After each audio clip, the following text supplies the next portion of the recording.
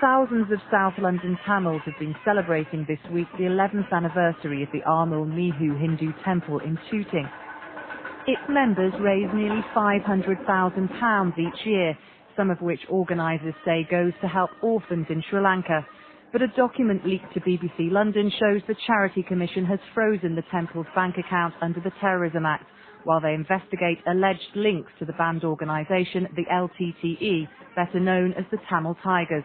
The temple's founder has been suspended from the charity during the investigation and believes children who rely on their aid will die as a result of the ban.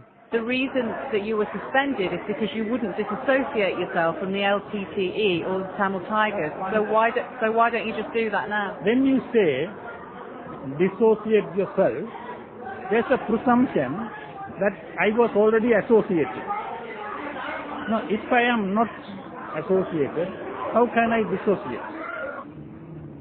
The LTTE has been a banned terrorist organisation in the UK since 2001. It's known to use suicide bombers in its fight for an independent state. But it controls parts of Sri Lanka hard hit by the tsunami, and some London politicians believe the ban should be lifted on humanitarian grounds. 175%. But in a separate development, the Met is investigating criminal Tamil gangs operating here in the capital. This newsagent based in East London is not the only one who says he's been approached by them for thousands of pounds. He claims after he refused their demands, his father, who still lives in Sri Lanka, was beaten up. Second time he come, same problem. I said no, give the money. Third time he come my home. I'll call the police. According to this counter-terrorism expert, the scale of the fundraising operation has devastating consequences. He's speaking generally and not referring to the charity featured in our investigation. Every 3 weeks we're exporting a 7-7 to Sri Lanka. The LTTE, the Tamil Tigers, are raising considerable amounts of money here in London and in the United Kingdom through extortion, credit card frauds, and various other criminal means. The LTTE's ability to raise funds overseas helps to sustain their ability to carry out violent acts.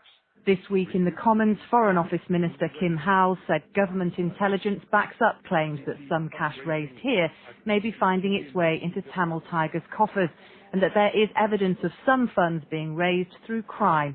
So we called the organisation to put those charges to them. We have evidence that gangs in London are raising money for the Tamil Tigers. That's totally, unbelievable information. We don't have any connection with gangs. We are an organized liberation organization. We are dedicated to free our people from the oppressed government.